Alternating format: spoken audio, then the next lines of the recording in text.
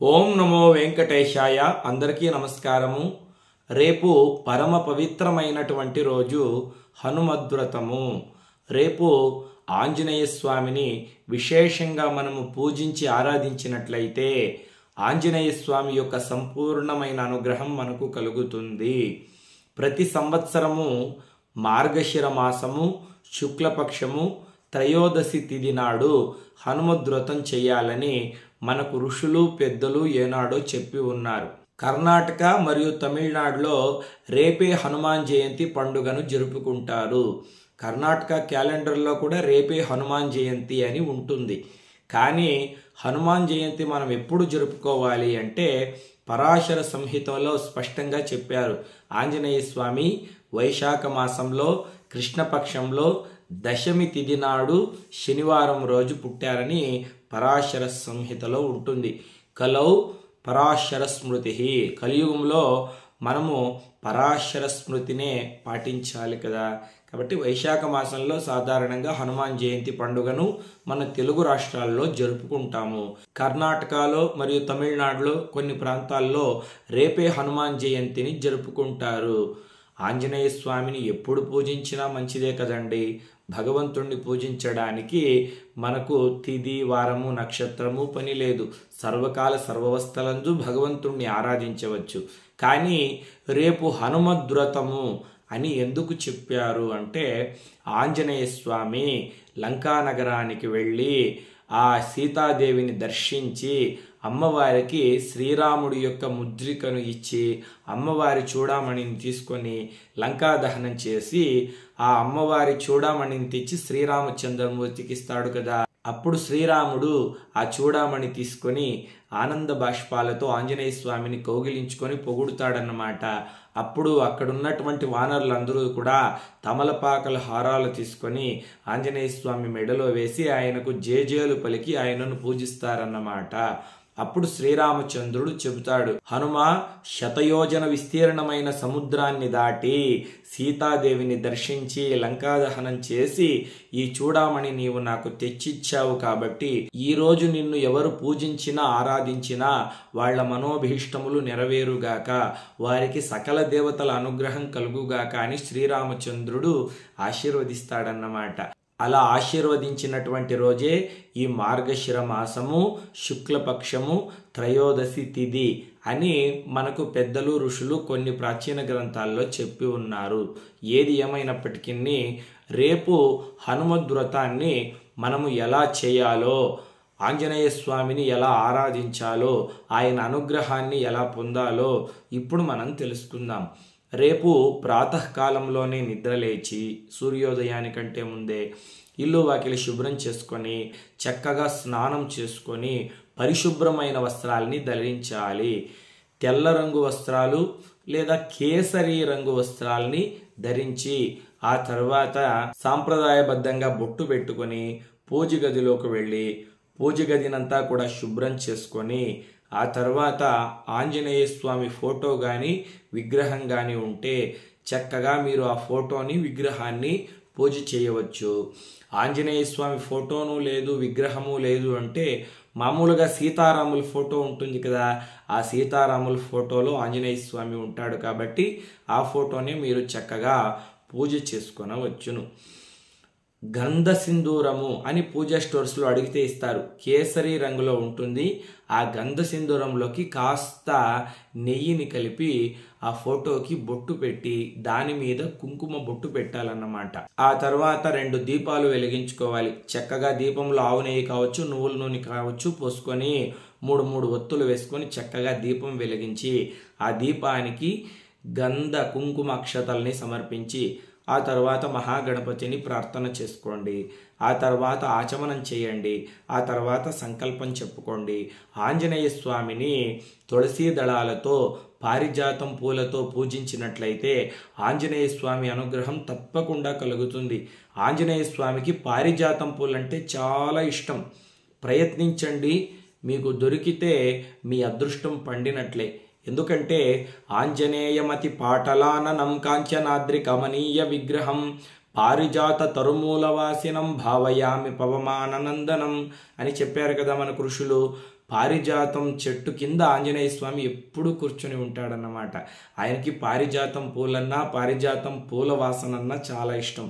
కాబట్టి పారిజాతం పూలతో స్వామివారిని పూజించి ధూపం సమర్పించి దీపాన్ని వెలిగించి స్వామివారికి నైవేద్యం ఏమి సమర్పించాలి? ఆంజనేయ స్వామికి అపూపాలంటే చాలా ఇష్టం అన్నమాట. అపూపాలు ఎలా చేయాలో ఇంతకుముందే నేను ఒక వీడియో చేశాను. ఆ వీడియోలో నేనే చేసి చూపించాను ఎలా అపూపాలు చేసుకోవాలో. మన ఛానల్లో వీడియో ఉంటుంది, చూసుకోండి.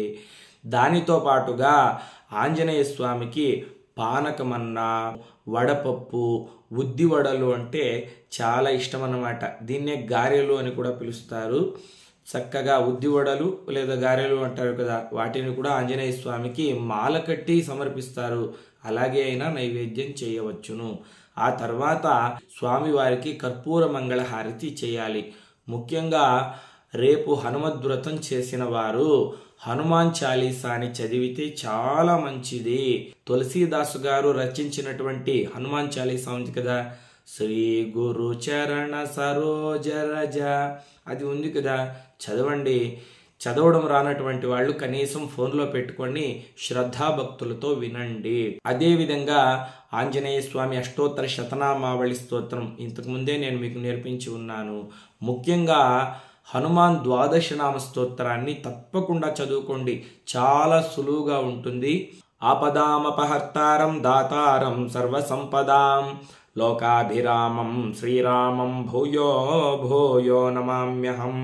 హనుమానంజనాసూను వాయుపుత్రో మహాబలః రామేష్టః ఫల్గుణః సఖః పింగాక్షో అమిత విక్రమః ఉదధిక్రమణశ్చైవ సీతాశోక వినాశనః లక్ష్మణ ప్రాణదాతా చ దశగ్రీవస్య దర్పః ద్వాదశైతాని నామాని కపీంద్రస్య మహాత్మనా స్వాపకాలే పటే నిత్యం యాత్రాకాలే విశేషతః తస్య మృత్యుభయం నాస్తి సర్వత్ర విజయే భవేత్. ఈ హనుమాన్ ద్వాదశనామ స్తోత్రం కూడా ఇంతకు ముందే నేను మీకు నేర్పించి ఉన్నాను. మీలో చాలామంది నేర్చుకున్నారు. ఒకవేళ తెలియని వాళ్ళు ఉంటే మన ఛానల్లో హనుమాన్ ద్వాదశనామ స్తోత్రం ఉంటుంది, దాని కింద PDF కూడా ఉంటుంది. దాన్ని చూసి మీరు చక్కగా చదువుకోవచ్చు. ఇది కూడా చదవడం రానటువంటి వాళ్ళు హరిమర్కటమర్కటాయ నమః, హరిమర్కటమర్కటాయ నమః, హరిమర్కటమర్కటాయ నమః ఈ మంత్రాన్ని 108 సార్లు జపం చేసుకోండి, లేదా 48 సార్లు జపం చేసుకోండి, లేదా కనీసం 11 సార్లు అయినా జపం చేసుకొని ఆంజనేయ స్వామికి నమస్కారం చేసుకోండి. ఇలా ఆంజనేయ స్వామిని శ్రద్ధాభక్తులతో పూజించి మనకొచ్చే స్తోత్రాలన్నీ ఇంట్లోనే చదువుకొనవచ్చును.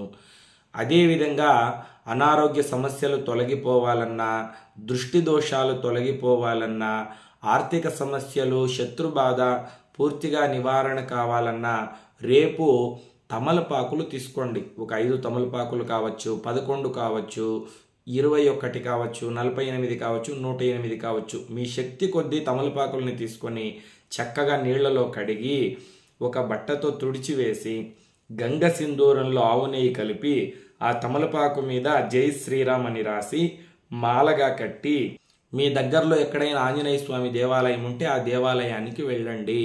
వెళ్ళేటప్పుడు 5 అరటిపళ్లను తీసుకొని వెళ్ళండి. 5 అరటిపళ్లను ఆంజనేయ స్వామి వారికి సమర్పించి మీరు తయారు చేసుకున్నటువంటి ఈ తమలపాకుల మాలను కూడా ఆంజనేయ స్వామికి సమర్పించి మీ గోత్రనామాలతో ఆంజనేయ స్వామి దేవాలయంలో పూజ చేయించుకొని మీ కష్టాన్ని స్వామివారికి చెప్పుకొని దేవాలయం 5 ప్రదక్షిణలు చేయాలన్నమాట.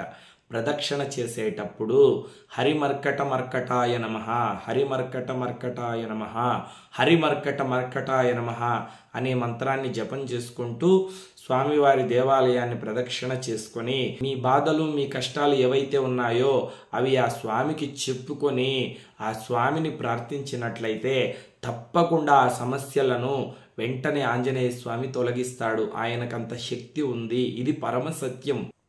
దేవాలయం దగ్గర ఎవరైనా భిక్షగాళ్ళు కానీ పేదవాళ్ళు కానీ ఉంటే వాళ్లకు మీకు తోచినంత సహాయం చేయండి. ముఖ్యంగా రేపు ఆంజనేయ స్వామి దేవాలయం దగ్గర అరటి పళ్లను పంచినట్లయితే దృష్టి దోషాలు, అనారోగ్య సమస్యలు తొలగిపోతాయి. తర్వాత ఇంటికి వచ్చి సాయంత్రం కూడా ఆంజనేయ స్వామిని శ్రద్ధాభక్తులతో పూజించి హనుమాన్ చాలీసా చదువుకోండి. మీ ఇంట్లో గనక రామాయణం పుస్తకం ఉంటే సుందరకాండను రేపు పారాయణం చేసినట్లయితే చాలా మంచిది. రేపు గోర్లు కత్తిరించడము, వెంట్రుకలను కత్తిరించడము, మాంసాహారం భుజించడము ఇటువంటి పనులేవి కూడా చేయకూడదు. సాత్వికాహారాన్ని మాత్రమే తీసుకోవాలి. ఇక ఉపవాసం చేయాలా అంటే మీకు శక్తి ఉంటే చేయండి.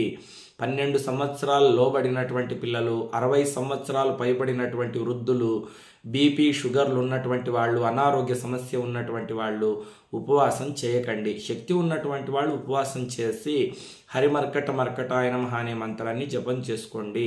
సాయంత్రము హనుమాన్ చాలీసా చదువుకొని సుందరకాండ పారాయణం చేసుకోండి. ఇలా రేపు ఆంజనేయ స్వామిని పూజించి ఆరాధించినట్లయితే ఆ స్వామి సర్వకాల సర్వవస్థలందు మనల్ని రక్షిస్తాడు, మన కుటుంబానికి రక్షగా ఉంటాడు. మీ అందరికీ చక్కగా అర్థమైందనే భావిస్తున్నాను. లోకా సమస్తా సుఖినో భవంతు. స్వస్తి.